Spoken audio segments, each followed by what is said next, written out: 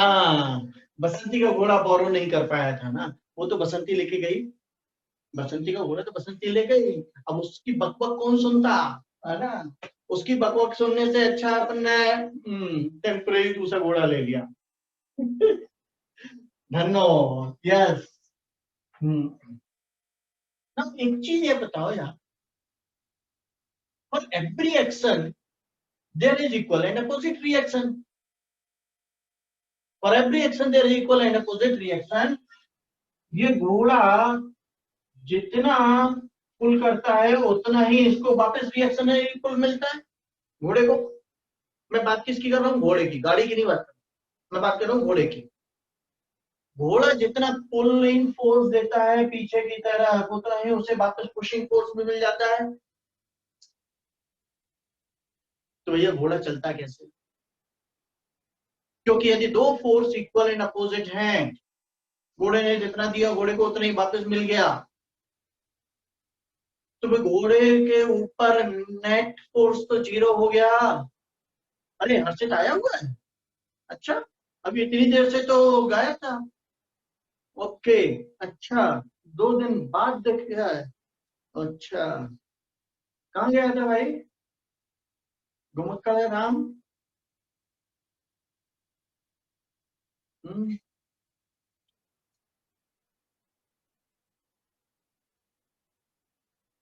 Sorry, so sorry. Oh, I am so sorry बेटा, I am so sorry. अल्लाह, doctor him बेटा।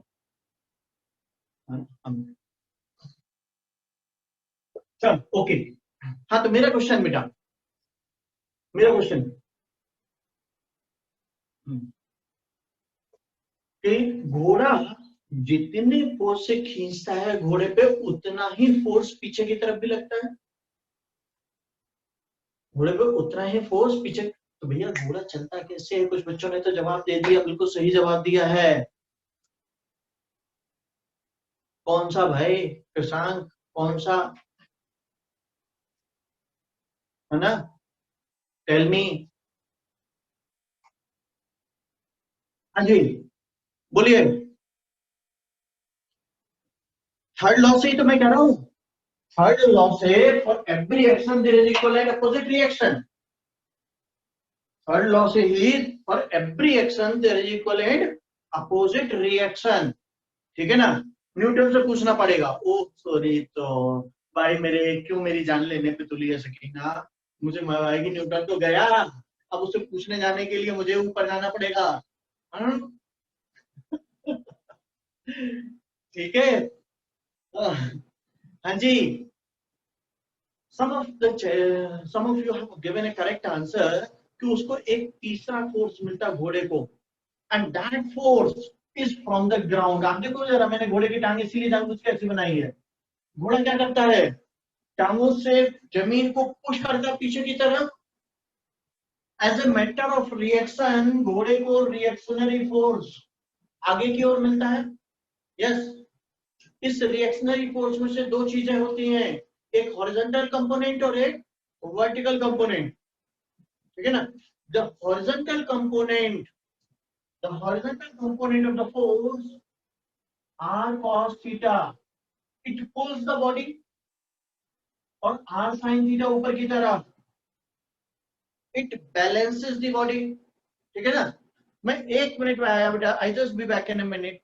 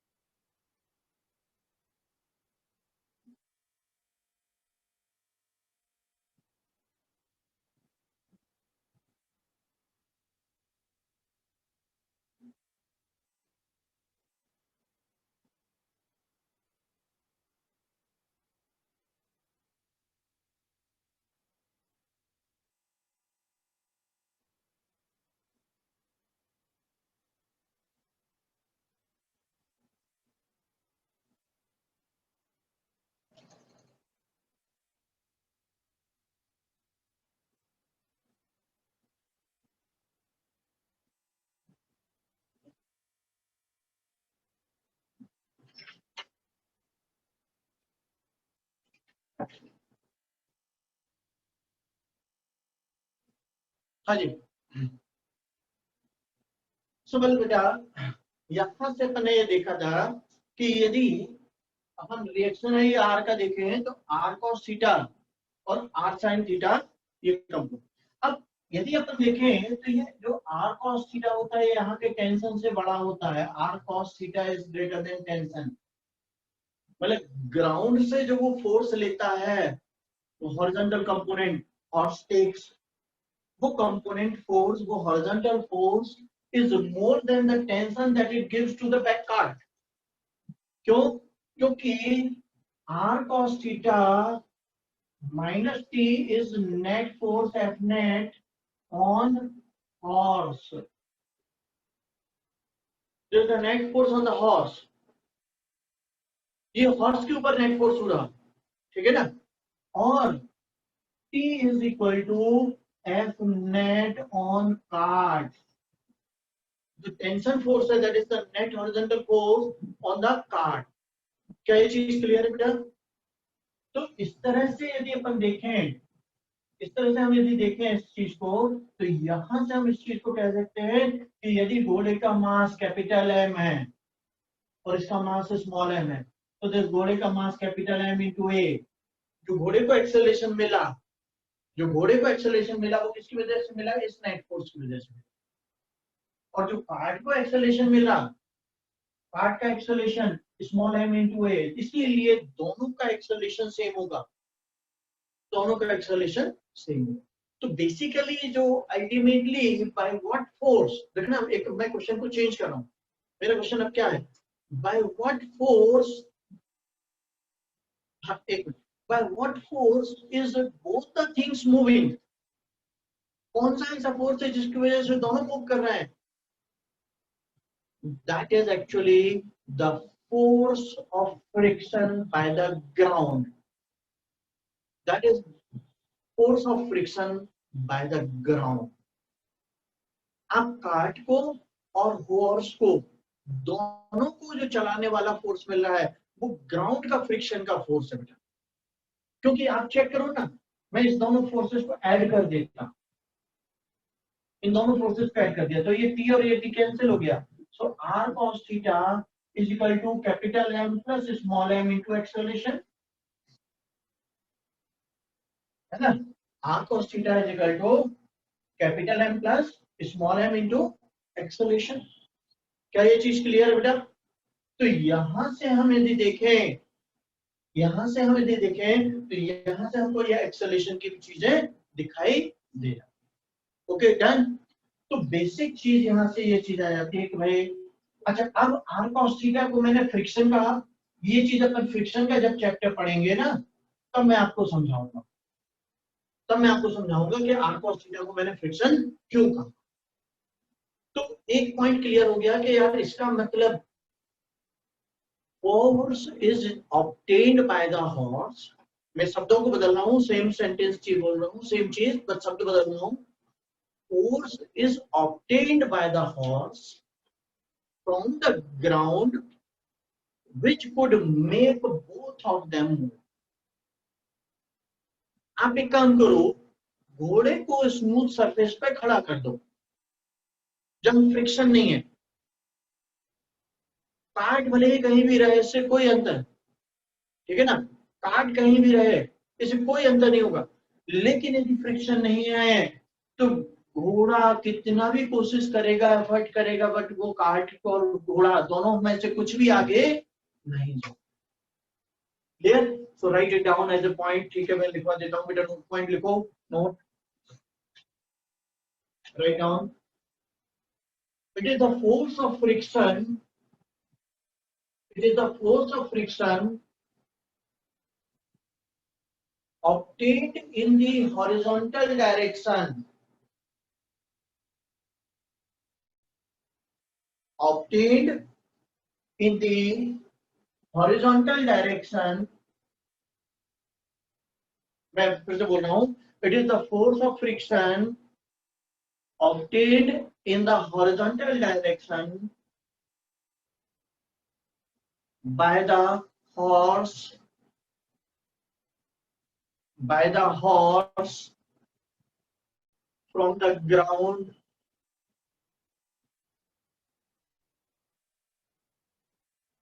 which makes them move, which makes them move. That means दोनों bracket में लिख लो भले ही, horse plus car, move.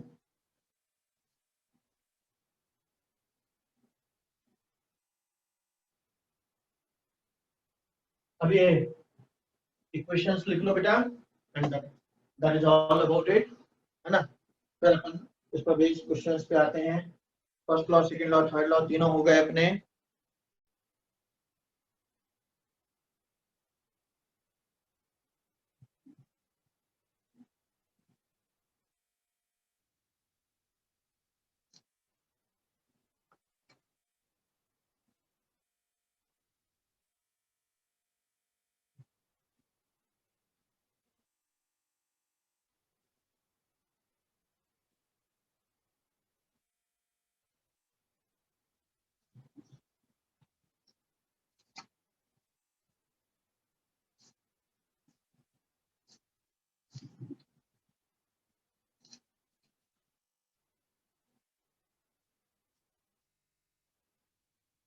चल, okay done. अब आते हैं अपन कुछ क्वेश्चंस करते हैं फटाफट फटाफट.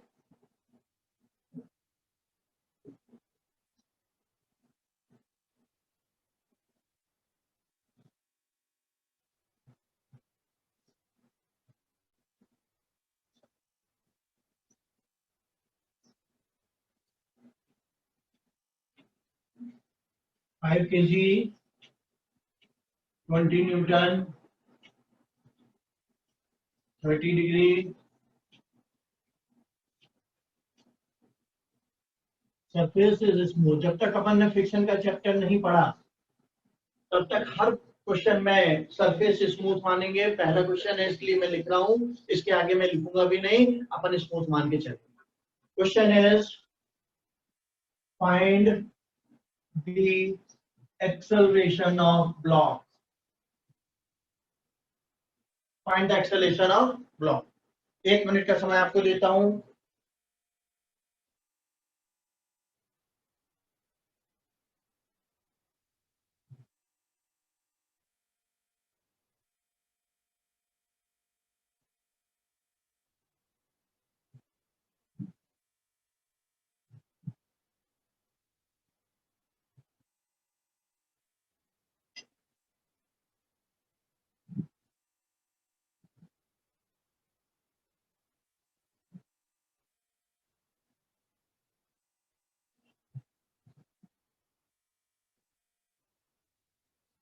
I am getting answers. Very good very good, बहुत अच्छा बेटा, बिल्कुल सही आंसर है. कई बच्चों के, कुछ बच्चों के गलत हो गए हैं. 20 cos 30, cos 30 की वैल्यू क्या होती है? √3/2, सो दैट इज 10√3 न्यूटन. ऊपर की तरफ क्या हो जाएगा? 20 sin 30, so therefore F is equal to 10√3 is equal to mass into acceleration. So acceleration is equal to 10√3 upon mass. Mass is 5 kg, so that is 2√3 meter per second square. Okay, done. बहुत simple सा question, कोई इसमें दोबारा explanation ये वो तो I think नहीं है ना बेटा? इजी. यस. अगला.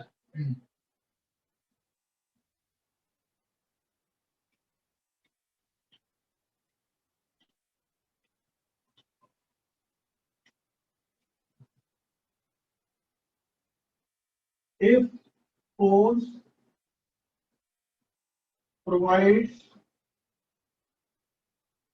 a velocity of 20 meter per second in 5 seconds, find value of force.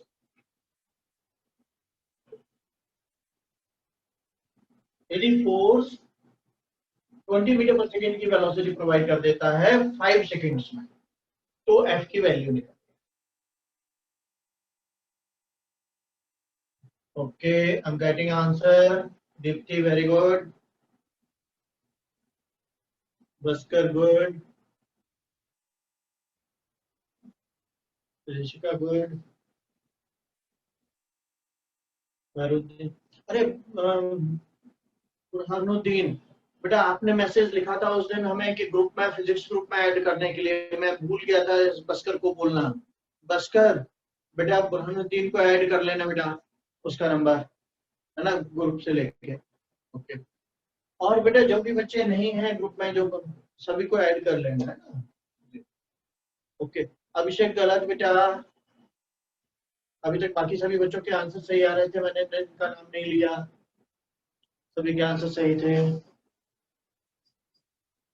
Okay done, मतलब 100%। बस एक बच्चे को छोड़ दें तो बाकी सभी के आंसर सही। वेरी गुड यार, यू पीपल आर गुड। मतलब मुझे वापस दोबारा फिर से वही सेंटेंस बोलना पड़ेगा, मेरी संगत का असर अच्छा है।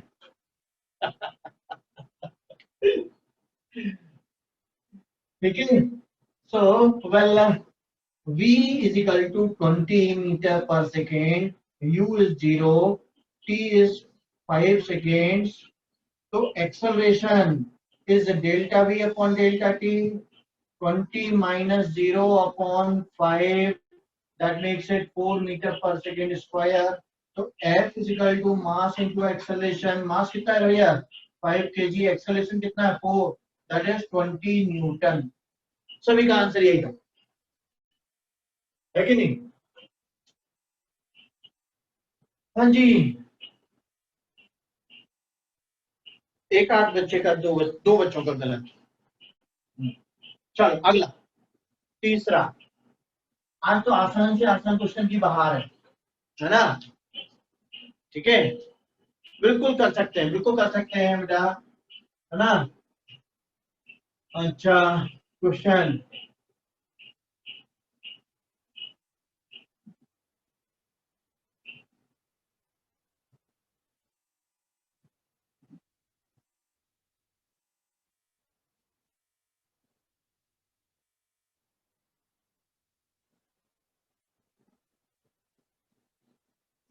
द गिवन फोर्स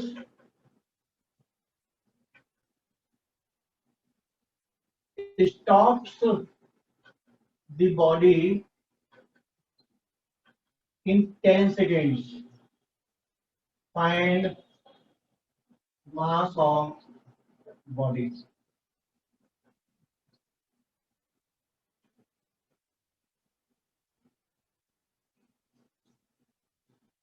आपको इनिशियल वेलोसिटी u दिखाई गई है, आपको इनिशियल वेलोसिटी u शो की गई है बेटा, बिल्कुल सही।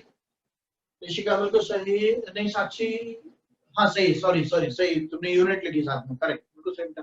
आशीष करेक्ट, क्या बात है, नहीं आयुषी बेटा कुछ कैलकुलेशन एरर। दीप्ति सही,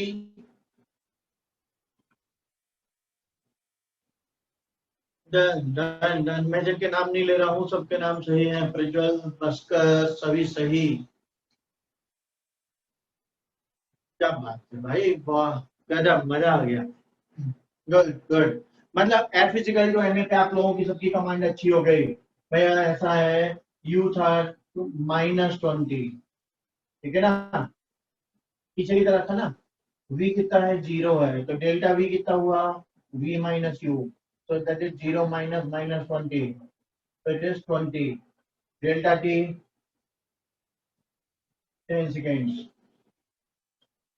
acceleration delta v upon delta t कितना आया, acceleration is 20 upon 10। अच्छा ये अपन वेक्टर के फॉर्म में ले रहे हैं बेटा, तो इसलिए अपन पॉजिटिव डायरेक्शन वाली चीज positive, acceleration positive, initial velocity अपन ने नेगेटिव ली थी क्योंकि अपन वेक्टर के तरीके से कर रहे हैं। अदरवाइज नॉर्मल बोलचाल की भाषा में ये रिटार्डिंग फोर्स कहा जाएगा। और F equal to m into a, तो m बराबर क्या हो जाएगा F अपॉन ए। F कितना है 10, F कितना है 10 और a कितना है 2, सो आंसर इज 5 kg। ऐसा तो नहीं तुम लोगों ने सबने 5 kg यहाँ पे देख के आंसर दे दिया, बोले सर का डब्बा तो 5 kg का ही है। बोले सर का बॉक्स तो 5 kg का है।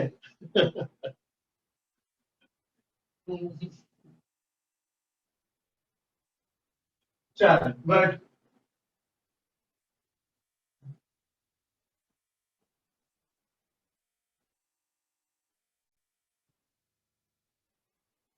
फायर ब्रिगेड वालों को देखा कभी?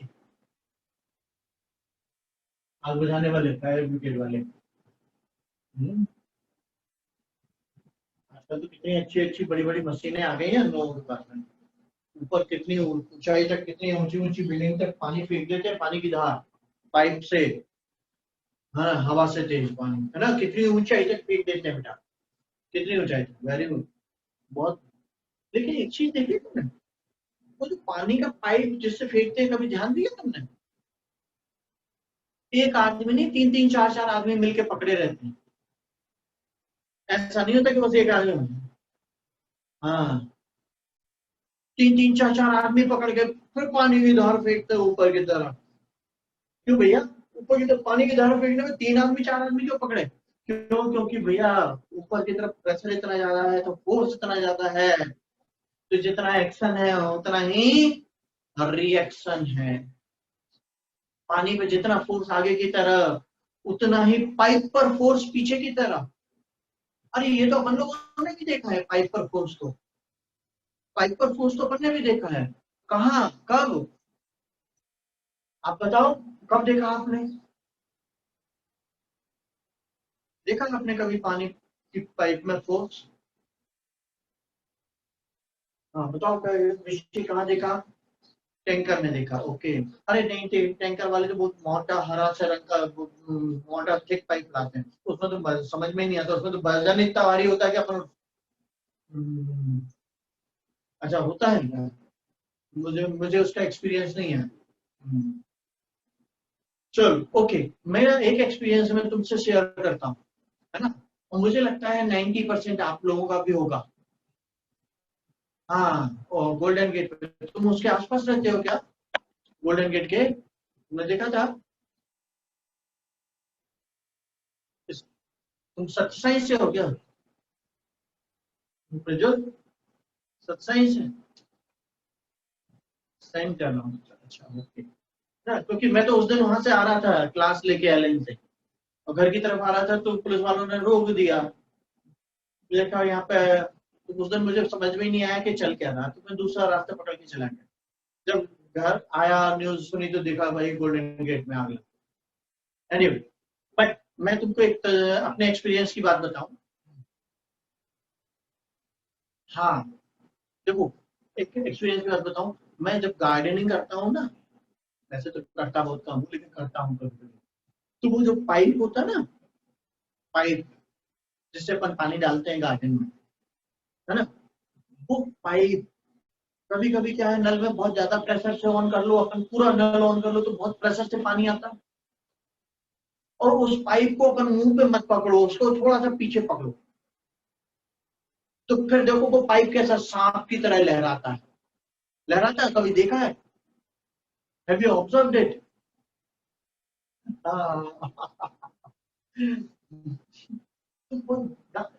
That is the force. मतलब वो पाइप को लहराने में फोर्स ही तो, रिएक्शन ही फोर्स है, जिसकी वजह से वो पीछे की तरफ भागता है, फिर अपनी इलास्टिसिटी से दूसरे डायरेक्शन में चला जाता है। ठीक है ना? तो बेसिक चीज वहां पर भी फोर्स है, वो पतले से पाइप में, छोटे से पाइप में। फिर वो फायर ब्रिगेड वाले तो कितना भारी पाइप यूज करते हैं। अरे यार, इससे एक क्वेश्चन याद आया। चलो एक क्वेश्चन भी।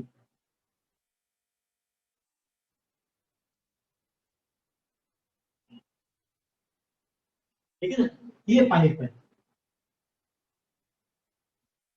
इसका area of cross section. Cross section का मतलब समझते हो? क्रॉस सेक्शन मतलब लेंथ के परपेंडिकुलर, है ना?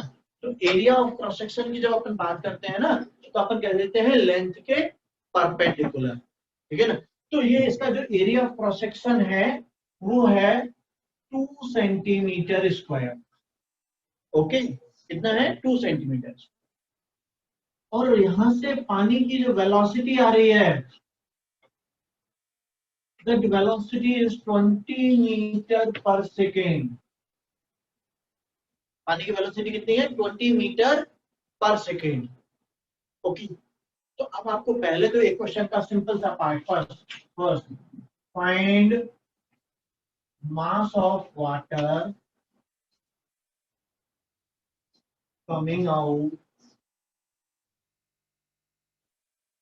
पर सेकेंड, डेंसिटी, वाटर की डेंसिटी कोई बता भाई, डेंसिटी ऑफ वाटर किसी को याद है वाटर की डेंसिटी?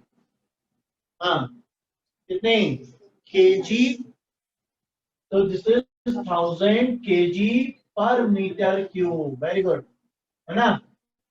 ओके और भाई 81 रिफ्रैक्टिव इंडेक्स होता है, 81 रिफ्रैक्टिव इंडेक्स होता है, समझ आया? हाँ तो डेंसिटी क्या होती है 1000 kg, हाँ सॉरी डायरेक्ट, हाँ 81 जो है डायरेक्ट कांस्टेंट होता है, करेक्ट।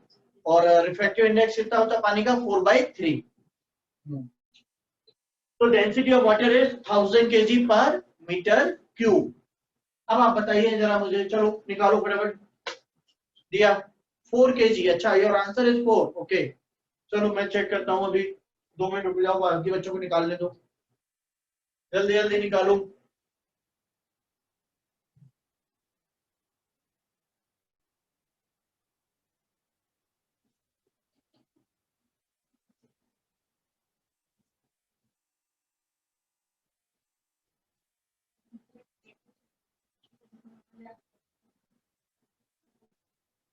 एक बच्ची ने आंसर दिया अभी तक, बाकी और बच्चे भैया जल्दी जल्दी आंसर दो। अरे वाह क्या बात है, दोनों का आंसर सेम है, इसका मतलब सही होगा।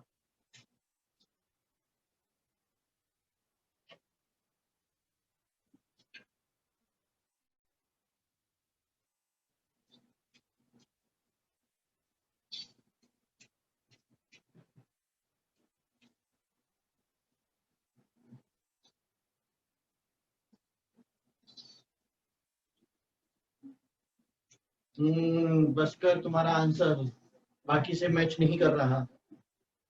चलो मेरा टर्न अब, मेरे अच्छा Rishika good, your answer is also matching. चलो मैं बताता हूँ, अब मेरा टर्न है ना। तो पहली चीज, length is equal to area, sorry length is equal to speed into time.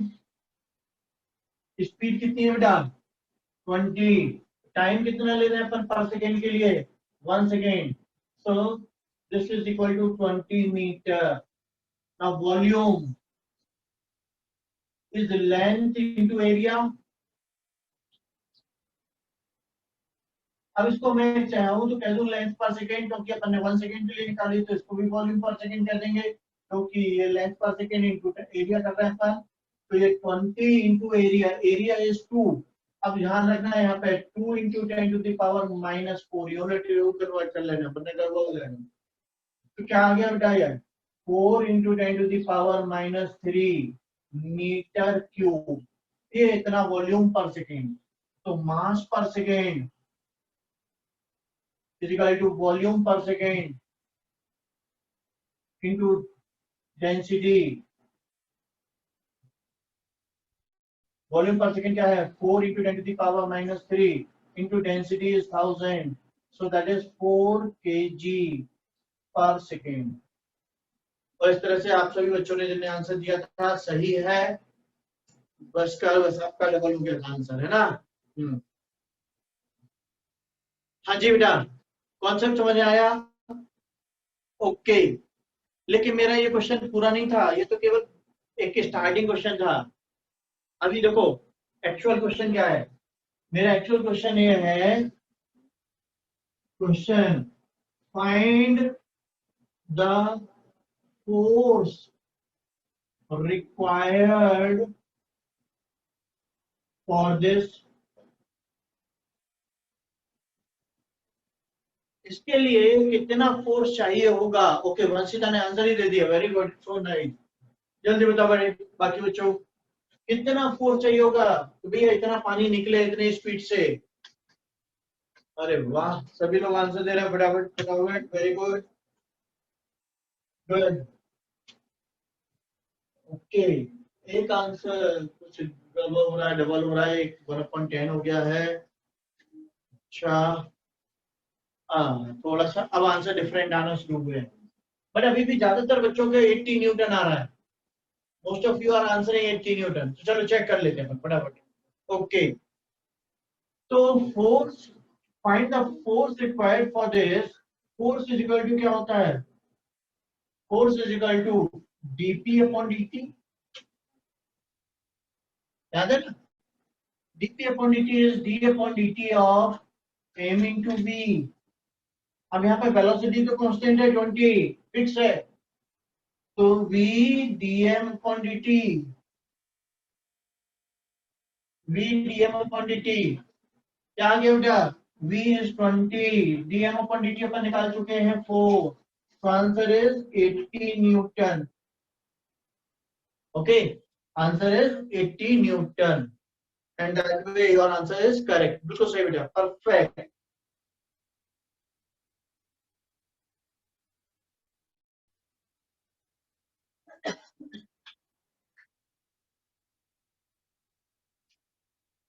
बिल्कुल निकाल सकते थे बेटा,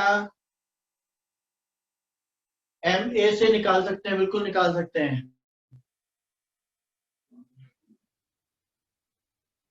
ठीक है ना? Yes, let's proceed ahead. Okay,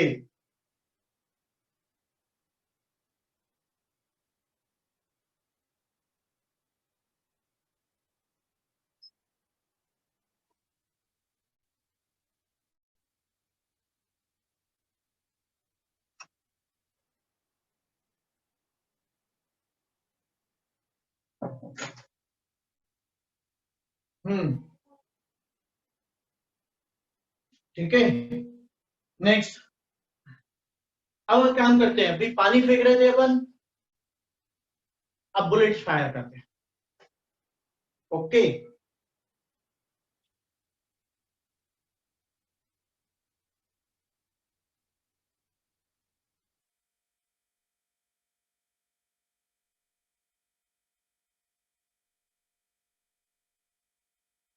okay, जो गन तो मेरी अच्छी बनती है, नो डाउट अबाउट इट, है ना? मुझे पूछना ही नहीं है आप लोगों से, अरे आप तारीफ नहीं करोगे तो बुरा लगेगा मुझे। हाँ, इसलिए मैं तो, गन तो बहुत अच्छी है ये।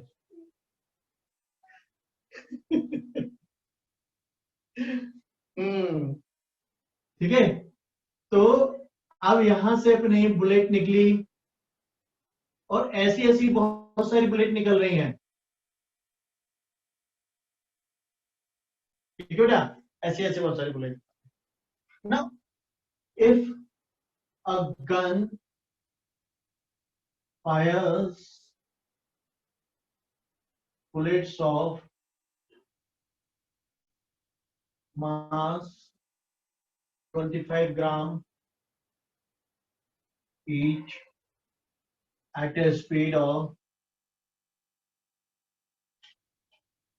100 meter per second, and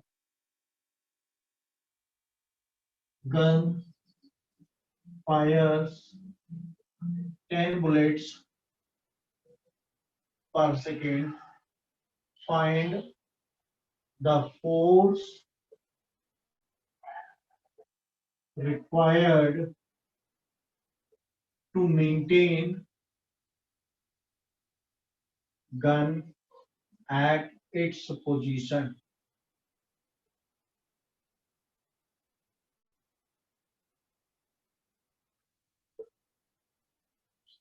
gun को अपनी पोजीशन पे मेंटेन करने के लिए हमें कितना फोर्स अप्लाई करना पड़ेगा? Just do it.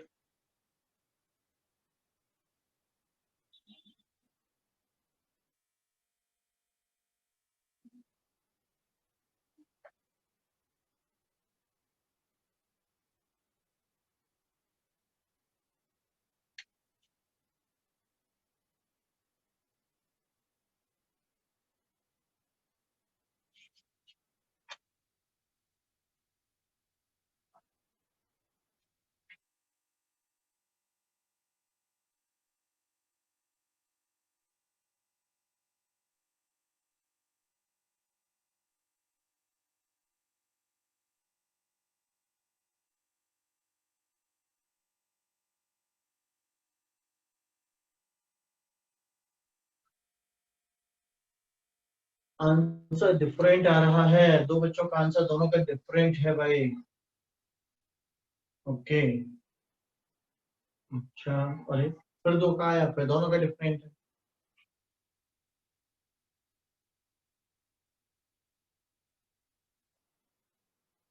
ओके, अरे बाप रे, ये क्या बात है। हम्म, आंसर तो इतने सारे आंसर कलेक्ट हो गए मेरे पास, तो बहुत सारे आंसर कलेक्ट हो गए मेरे पास। हम्म,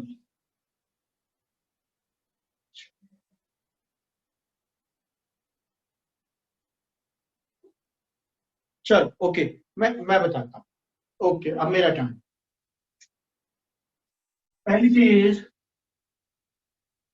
अब सीधा directly DP upon DT, D upon D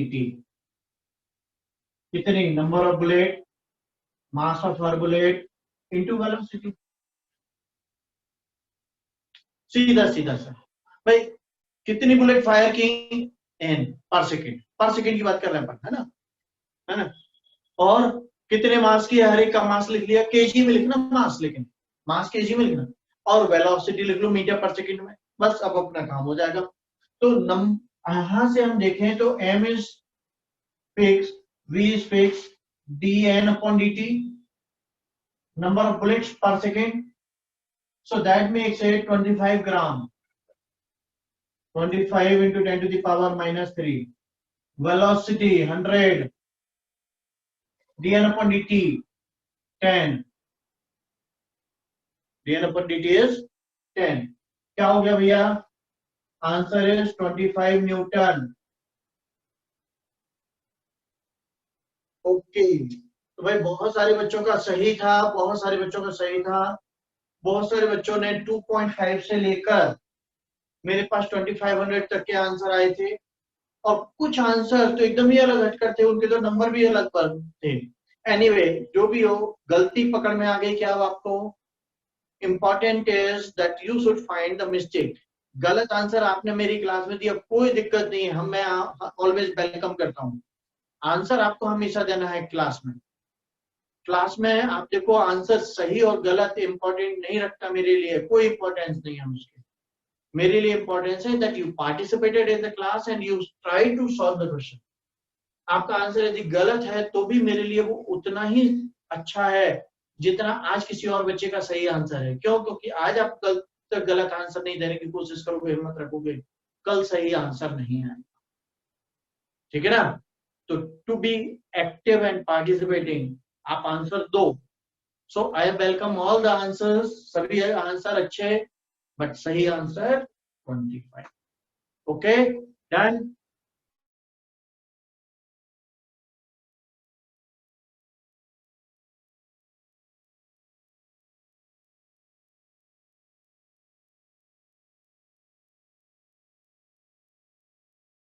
निकल कर done it. Next,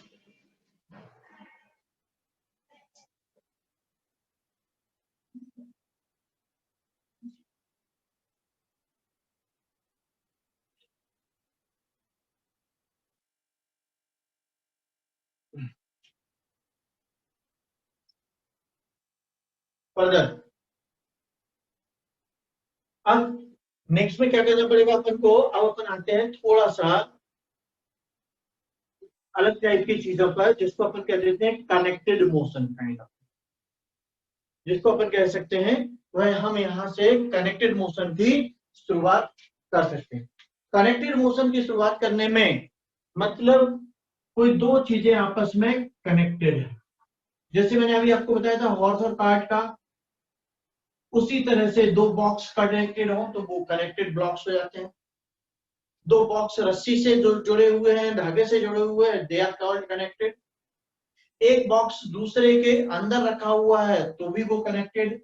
for an example, ये मैं कनेक्टेड में एक छोटा सा लिफ्ट वाला एग्जाम्पल ले रहा हूं, है ना। तो कॉन्सेप्ट, यहाँ पे अपन अब इस कॉन्सेप्ट को सीख रहे हैं। ये मास एम है, ये लिफ्ट है, एलिवेटर है, और ये ऊपर की तरफ ए एक्सेलरेशन से जा रही है। लिफ्ट को भी खींचने वाला कोई ऊपर की तरफ टेंशन टी होगा, इनके बीच में भी आपस में एक फोर्स लगेगा जिसकी वजह से ये ऊपर की तरफ मूव होगा। तो यदि हम इनके आपस में फोर्स की बात कर रहे हैं तो इनका ऊपर की तरफ फोर्स नॉर्मल रिएक्शन एन कहलाएगा, इनका आपस में ऊपर की तरफ फोर्स क्या कहलाएगा बेटा, नॉर्मल रिएक्शन एन कहलाएगा। क्या ये चीज क्लियर? हाँ, आप क्वेश्चन उठता है कि ये एन क्या होता है, टी टेंशन तो हम समझते हैं, एन क्या होता है, एन का नाम नॉर्मल रिएक्शन है क्या? हाँ, नॉर्मली नॉर्मल रिएक्शन, नॉर्मल माने होता है सरफेस के परपेंडिकुलर। देखो बेटा, हम लोग यहाँ पर फोर्सेस को डिफाइन करते हैं, तो फोर्सेस या एक काम करो, रुको पहले मैं आपको फोर्सेस का क्या बताता हूँ, फिर इसमें अपन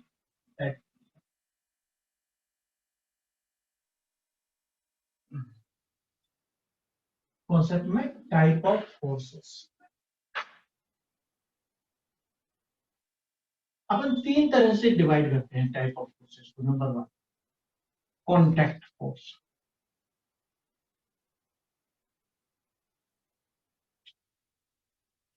पहला कॉन्टैक्ट फोर्स। कॉन्टैक्ट फोर्स कौन सा होता है बेटा, जो आपस में जो ऑब्जेक्ट के बीच में फिजिकल कांटेक्ट की वजह से ना, दो ऑब्जेक्ट के बीच में फिजिकल कांटेक्ट की वजह से जो फोर्स होता है, that force is known as contact force. मैंने एक ऑब्जेक्ट को पुश किया, मैंने एक ऑब्जेक्ट को पुश किया, तो पुश करने में मैंने अपनी पाम से उसको टच किया ना, टच करके धक्का दिया ना, सो this is what is contact force. मैंने टच करके धक्का दिया तो कांटेक्ट बना। यदि यहां पर मैं इस बोर्ड से टिककर खड़ा हो जाऊं, लो मैं टिककर खड़ा हो गया, तो अब मैं इतना टेढ़ा हूं कि यदि ये दीवार नहीं होती तो मैं गिर जाता।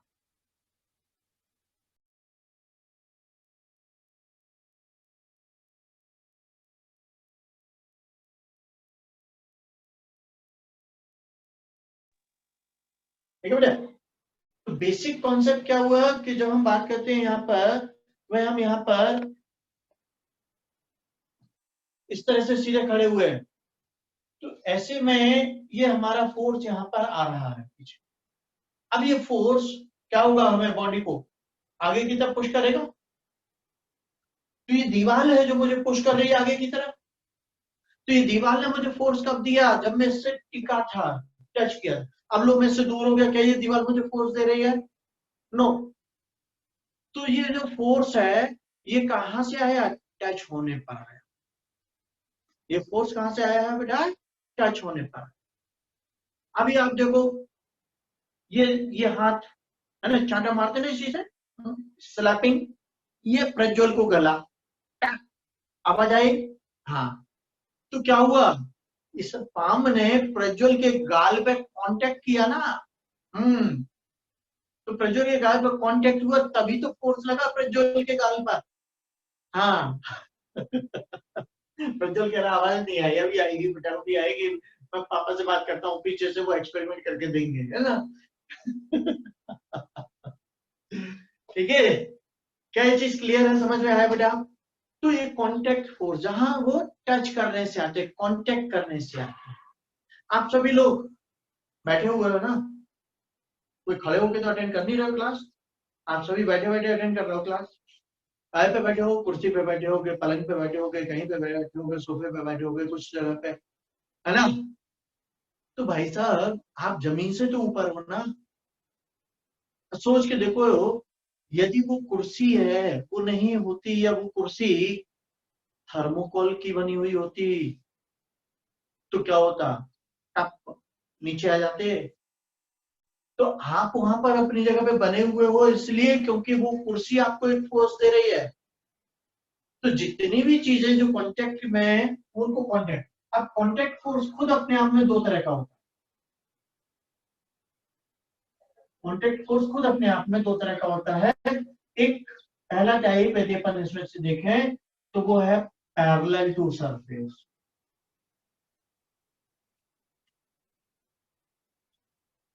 और दूसरा perpendicular to surface.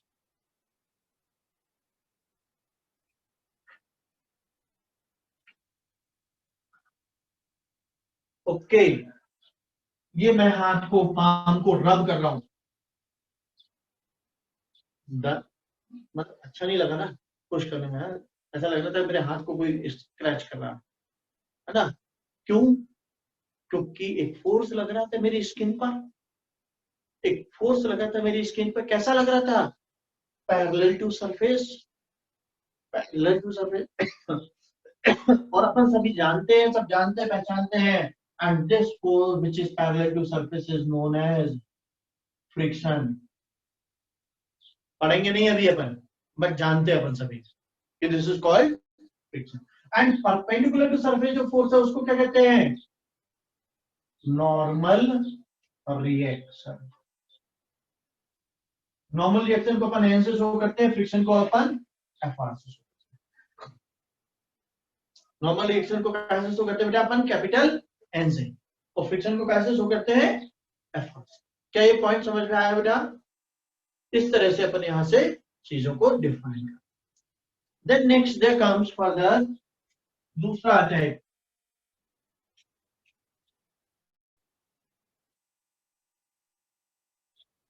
Connected force.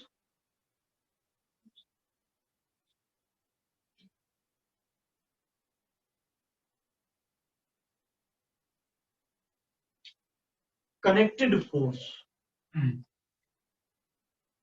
तुमको पता है बचपन से तुम इस फोर्स को बहुत यूज किया है, कनेक्टेड फोर्स का। अभी पिछली क्लास में ही अपन बात कर रहे थे, जब मैंने आपसे कहा था कि आप अपने हाँ दोस्त के गले से टाई पकड़ के खींच लेते थे दोस्त को, है ना, दोस्त को उसकी टाई पकड़ के खींचते थे। तो क्या हुआ? ऐसी स्थिति में आपने दोस्त को टच नहीं किया, दोस्त को आपने कांटेक्ट नहीं किया, ठीक है ना, लेकिन क्या हुआ? आपने उस पर फोर्स लगा दिया, किसकी मदद से? With the help of tie, ठीक है ना। हाँ, pulling card by string, string की मदद से। तो स्ट्रिंग की मदद से पुल करना, स्प्रिंग की मदद से पुल करना, इसमें या रस्सी से धक्का देना। अब एक बार क्या हुआ कि एक छोटा सा बच्चा था जिसे मैं मारना वाला था, और वो उस बच्चे को पता चल गया, चले आज तो पढ़ने वाली।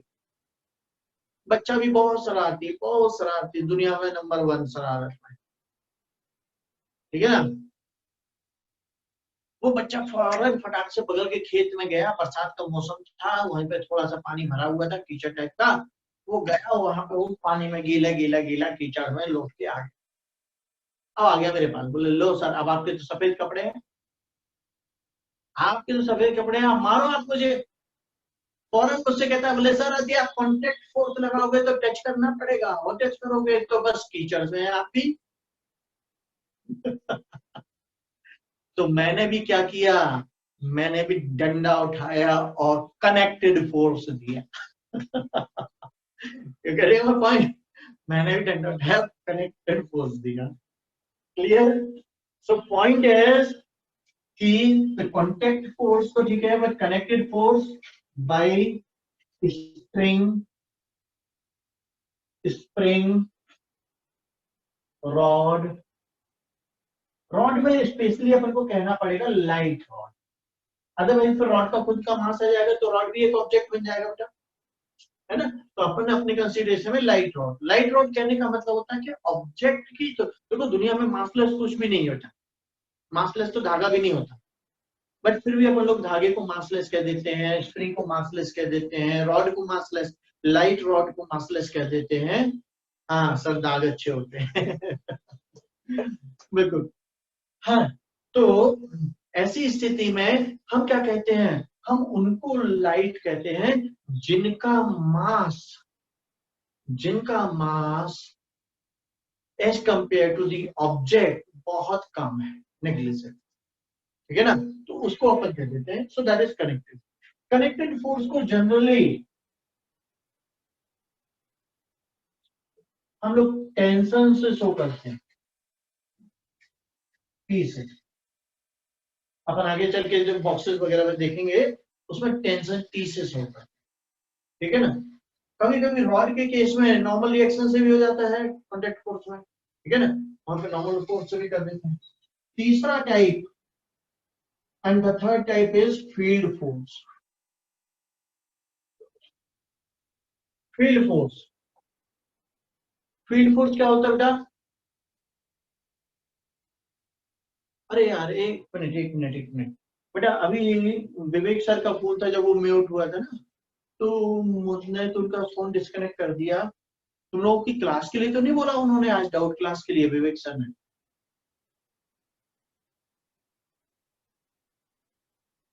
ऐसा ना हो वो क्लास के लिए कहना चाह रहा हूँ, पूछना चाह रहा हूँ। चल एनीवे, जैसा भी होगा मैं उनसे क्लास के बाद में फोन पे बात करके एंड देन मैसेज डाल दूंगा ग्रुप पे, है ना? हाँ, फील्ड फोर्स नहीं बोला है। हाँ, electric force, magnetic force, even earth का ग्रेविटेशनल फोर्स बेटा, अर्थ का ग्रेविटेशनल फोर्स भी तो फील्ड फोर्स है। आप देखो, यहाँ मैं पेन को ऊपर से छोड़ रहा हूँ, कहाँ जाएगा अपन सबको पता है, नीचे जाएगा। ठीक है ना? क्या अर्थ से बना हुआ है या नहीं? कनेक्टेड नहीं है। क्या अर्थ इसको टच कर रही है? नहीं, टच भी नहीं कर रही है, तो हवा में है। ओके, सो फिर भी एक फोर्स लगा, तो एक एरिया है, एक एरिया है जहां पर हमें उसकी फील्ड महसूस होती है। एक चार्ज पार्टिकल के पास में दूसरा चार्ज, एक मैग्नेट के पास में आयरन की नीडल, है ना? तो इस तरह से बहुत सारी चीजें होती है। तो the force due to the field,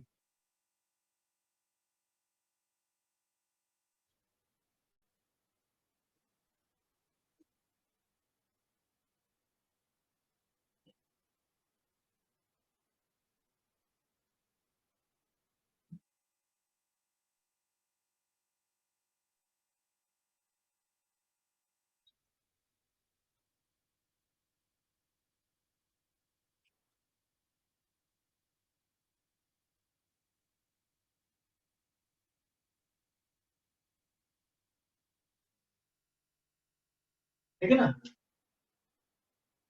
okay, तो ये इस तरह से अपन फील्ड फोर्स भी डिफाइन कर। तो अपने लिए एनएलएम में जहां तक अपन बात कर रहे हैं, एनएलएम के लिए, एनएलएम में अपन को फील्ड फोर्स के नाम पे केवल एमजी लेना है। फील्ड फोर्स के नाम पर एनएलएम में अपन हमेशा एमजी। अभी मैं आपको एफबीडी बताऊंगा, फ्री बॉडी डायग्राम। उस फ्री बॉडी डायग्राम की मदद से भी अपन यही चीज को शो करें। Okay, done it. चल फटाफट कॉपी करो।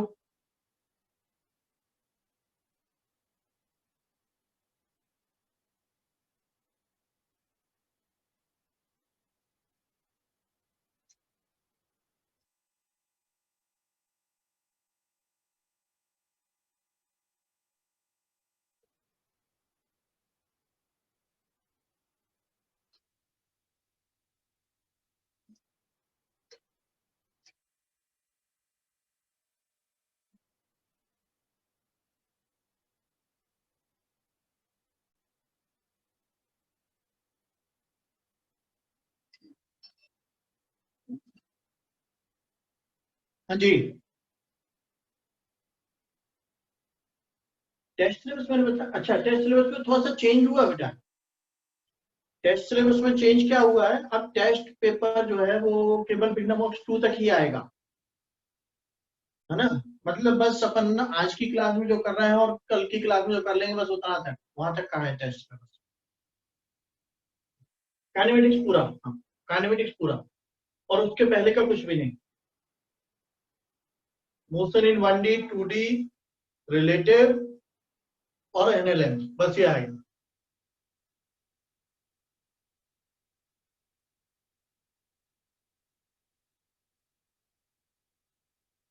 हाँ जी, चल okay, done.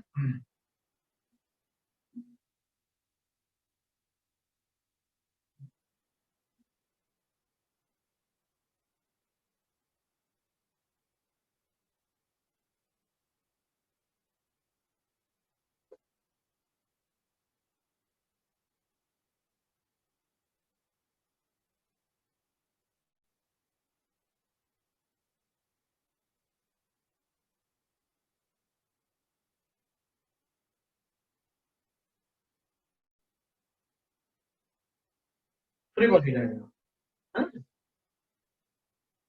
Free body diagram में जब मैं बात करता हूँ तो फ्री बॉडी डायग्राम यदि अपन का है तो मैं ऐसा मानता हूँ कि यदि किसी बच्चे को एफबीडी आता है तो एनएलएम और इवन उसके बाद के चैप्टर्स में उसके लिए बहुत ही आसान है relatively.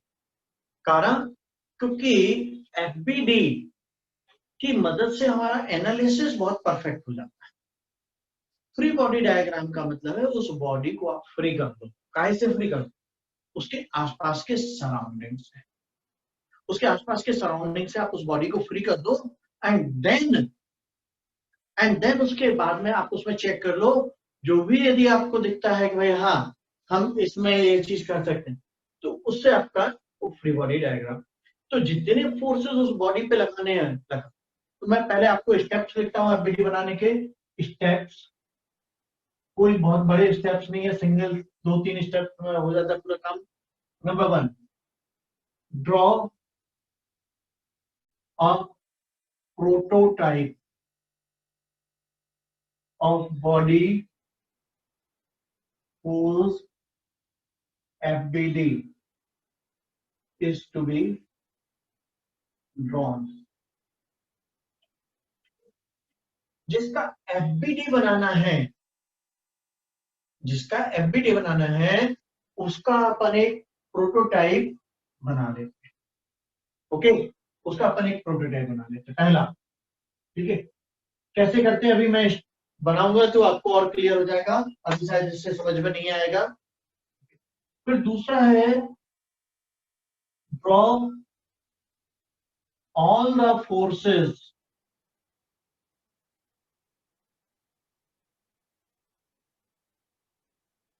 acting on the body।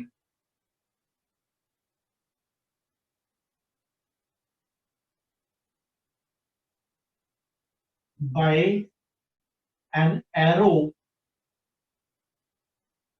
starting from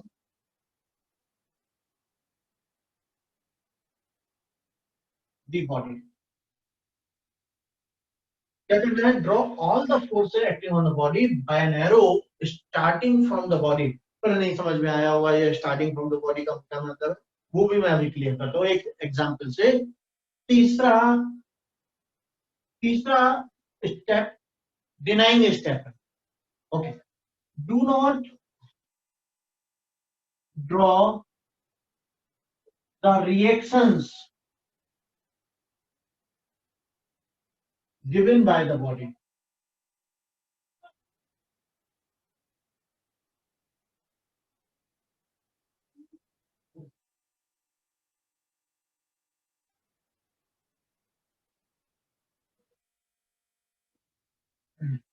ठीक है, ये 3 स्टेप है टोटल।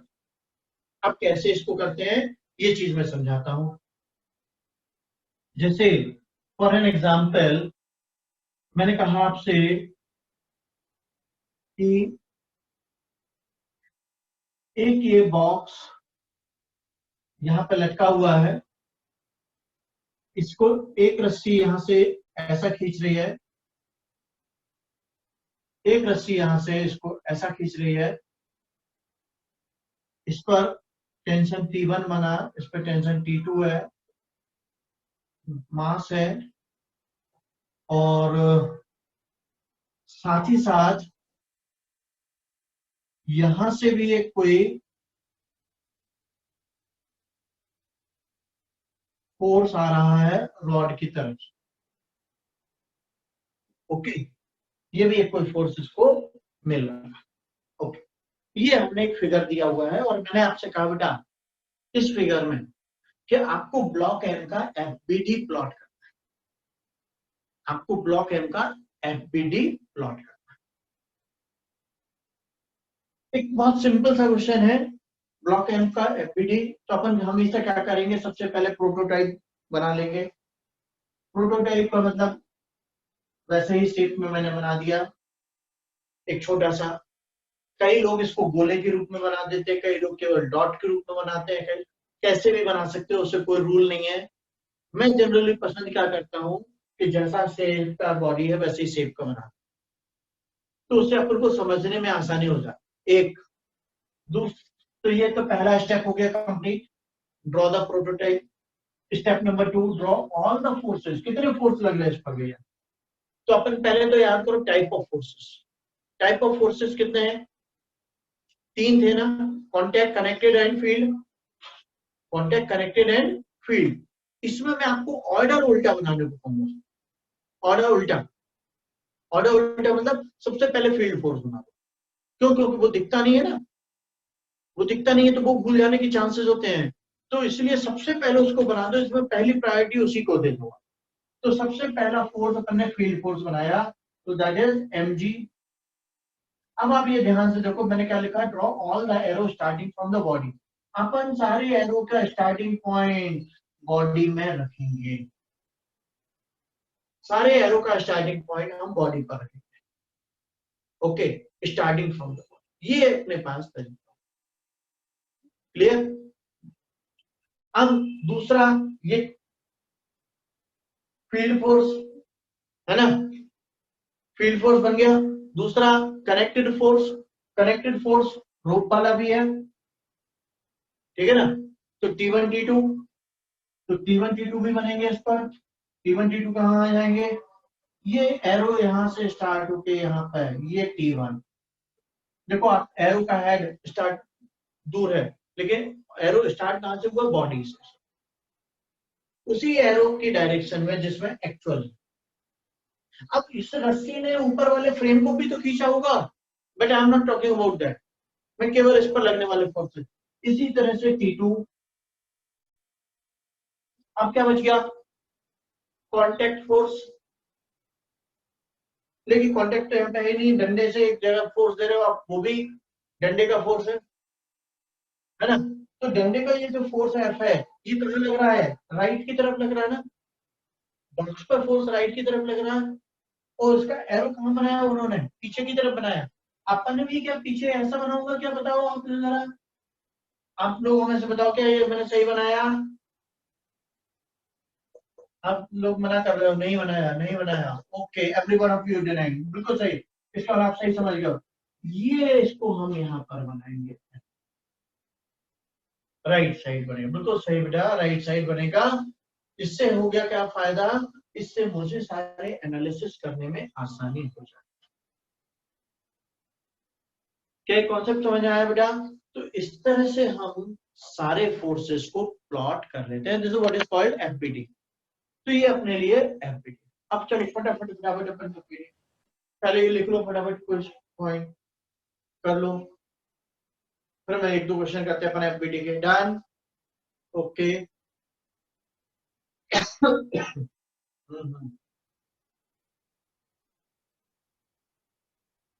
Okay, done. मुझे बेटा सभी का इरेज कर दूं? चलो,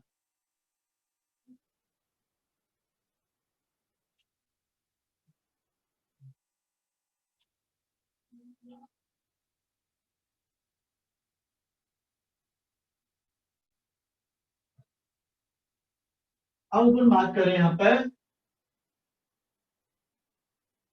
ये ग्राउंड, ये बॉक्स M1, इसके ऊपर एक बॉक्स M2, और इसके ऊपर भी एक और बॉक्स M3। Okay, 3 box. अब सबसे पहले तो M3 का बनाते हैं। M3,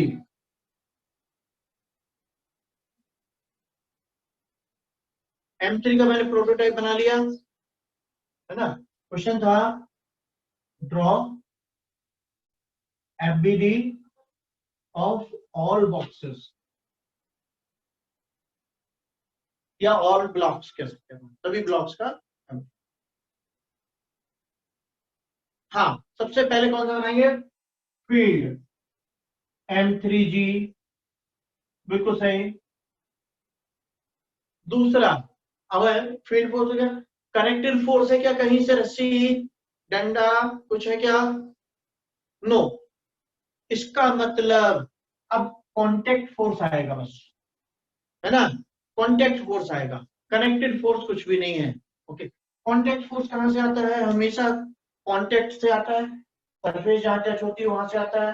तो कॉन्टेक्ट फोर्स निकालने के लिए यदि अपन देखें तो ये पॉइंट यहां पर कॉन्टेक्ट है, ये कॉन्टेक्ट पॉइंट, ठीक है ना।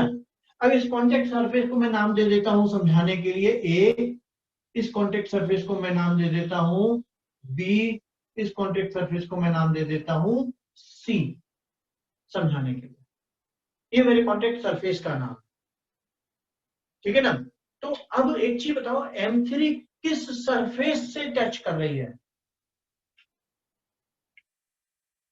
ए से, केवल ए से है ना, बी और सी से नहीं है।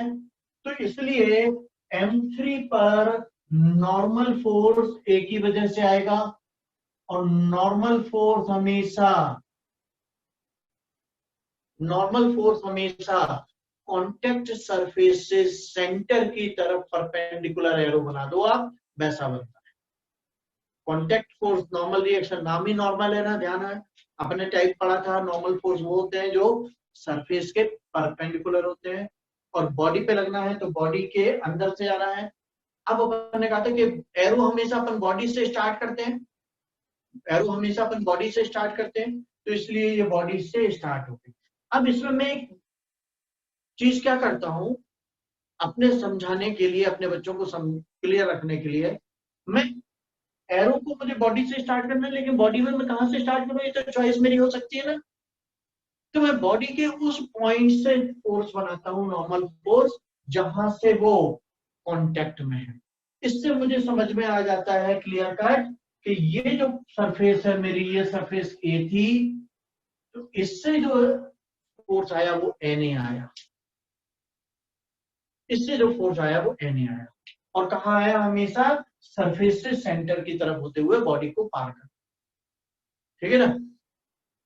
ये एन ए, चलो ओके, क्या ये समझ में आया बेटा M3 का? M3 का क्लियर है?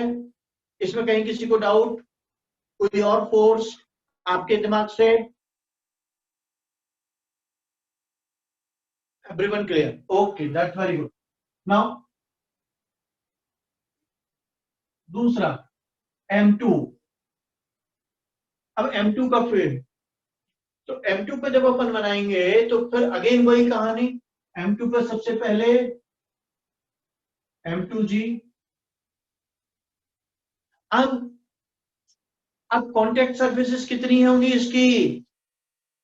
दो सरफेस है, ऊपर की सरफेस ए और नीचे की सरफेस बी, याद है ना। ए सरफेस से बॉडी के सेंटर से होता हुआ जो एरो जाएगा वो एन ए कहलाएगा, और बी सरफेस से बॉडी के सेंटर होता हुआ जो एरो जाएगा परपेंडिकुलर, वो एन बी कहलाएगा। क्या ये चीज क्लियर? ये समझ में आया बेटा? अब यार एक चीज बताओ, इसमें मैंने एक चीज नहीं बनाई,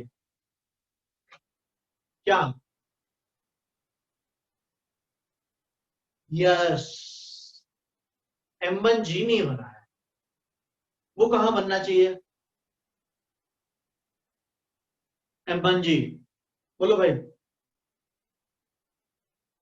M1G नीचे की तरह, ओके, अच्छा, ओके, हम्म, ओके। और कोई भाई? केवल 5-6 बच्चों ने जवाब दिया अभी, केवल, बाकी बच्चे? हाँ, गुड, गुड, गुड। सभी का आंसर एक ही आ रहा है, वेरी गुड। हम्म, बिल्कुल सही। सभी का एक जैसा ही आंसर है अभी तक यार, बिल्कुल। आंसर सबके तो आ गए हैं। एक बच्ची जिसने M1G फोर्स का नाम लिया था, है ना, जब मैंने पूछा कि कौन सा फोर्स नहीं बनाया, उसने उसने आंसर अभी तक नहीं दिया। हम्म, क्यों भाई? सकीना, तुम्हारे हिसाब से कहाँ होना चाहिए? अच्छा, सेंटर से जाना चाहिए। कहाँ सेंटर से कहाँ जाना चाहिए? ऊपर नीचे, लेफ्ट राइट, ओके, ठीक, now you have given me answer correct. चल ओके, अच्छा एक बच्ची का आंसर हटकर आया थोड़ा सा, बाकी सबका तो आंसर सेम ही था। एक का आंसर, सलोनी का आंसर बिल्कुल ही अलग हटकर है भाई। सलोनी, आपने कहा M1G इक्वल टू 0। यार M1G 0 कैसे हो जाएगा राजा बेटा?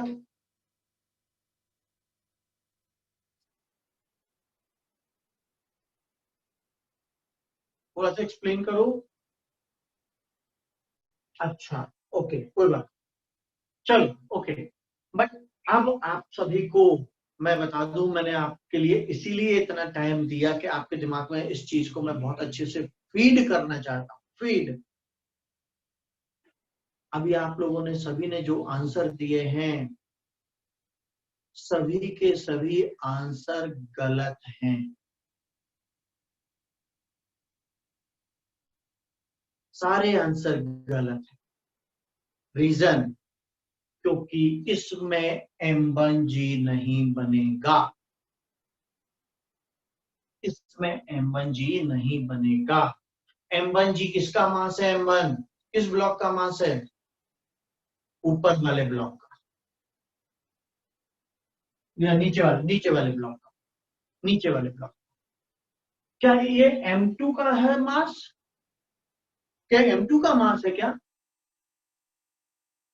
नहीं, तो फिर M1G इस पे क्यों आएगा भैया? M1G इस पे क्यों आएगा? हाँ okay, M3G, okay okay, M3G। तो again the same answer is for M3 बेटा। M3 के लिए भी मेरा आंसर बदल नहीं रहा, मेरा स्टेटमेंट बदल नहीं रहा। M3G किसका फोर्स है? किस पर फोर्स लगेगा? फील्ड फोर्स कहलाता है M3G। और FBD में, FBD में हमने आपसे क्या कहा था? प्रोटोटाइप ऑफ ऑब्जेक्ट जिसको आपको बनाना है, जिस पर देखना है, बस केवल वो बनाओगे और उस पर लगने वाले फोर्स देखोगे। क्या M2 मास में M3 है? नहीं है, M3 अलग बॉडी है, M2 अलग बॉडी है, M1 अलग बॉडी है। तो जब हम M2 की कंसीडर कर रहे हैं तो हम भूल जाएंगे कि भैया इसके ऊपर भी कुछ रखा था, उसका भी तो वेट है। यार इस वही सब कुछ बनाना है, तो फिर काय का FBD, फिर काय का फायदा? FBD बनाने का फायदा तो यही है कि हमें कोई टेंशन नहीं लेना, हमें तो केवल अपना ब्लॉक देखना और उस पर लगने वाले सारे फोर्सेस, खत्म, दैट्स ऑल। M1G या M3G इस पर नहीं बनेगा, ठीक है ना? जो भी फोर्स है M3 का, यदि वो आना है तो इन दोनों के बीच की कांटेक्ट सरफेस है ना A नंबर की, उसके रिएक्शन से आ जाएगा, Na से आ जाएगा, उसके रिएक्शन से आ जाएगा, Na से आ जाएगा। बट M3G इस पर नहीं बनेगा। ओके डन, याद रहेगा ये पॉइंट? अब अच्छे से याद रहना चाहिए, अब गलत नहीं होना चाहिए। चलो तीसरा, M1, ओके, M1 का बना दो आप सभी, फटाफट फटाफट जल्दी बनाओ।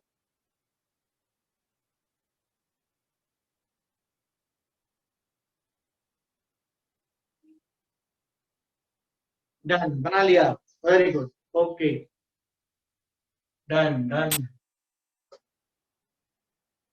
चलो बस बढ़िया, मैं बना देता हूँ अब मैं, मेरा नंबर। तो M1G फील्ड फोर्स, फिर दूसरे नंबर पे कितनी सरफेस कांटेक्ट की सरफेस, ये ऊपर वाली B नंबर, नीचे वाली C नंबर, ठीक है ना? तो कनेक्टेड फोर्स तो कोई है ही नहीं है, बस तो आप कांटेक्ट MB ऊपर से सेंटर की तरफ एरो बनाते हुए, NB नीचे से C का ऊपर की तरफ NC, and this is complete, and this is complete, खत्म, बस इतना ही सा करेक्ट था, वेरी गुड बेटा। ना M1G आएगा, ना M2G आएगा, ना M3G आएगा, इसके ऊपर कोई नहीं आएगा। आदि अपन M1 का बना रहे थे, केवल M1 का वेट, बस यही तो फायदा है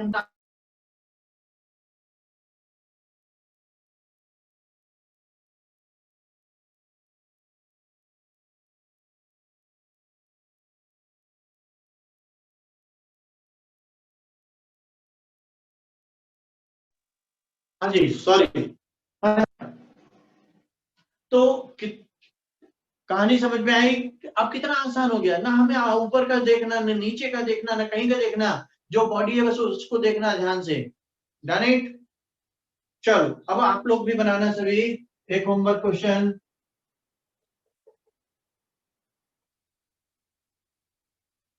M1, M2, M3, P3, P2, T1। ठीक है, चलो करो उसको। Done it.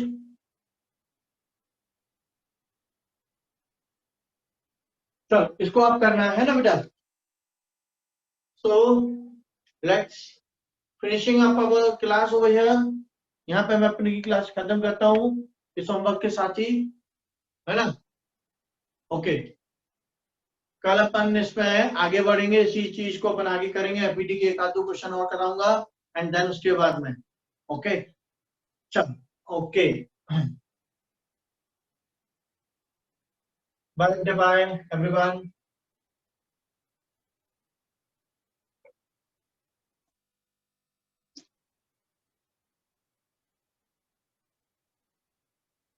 ओके, बन गया?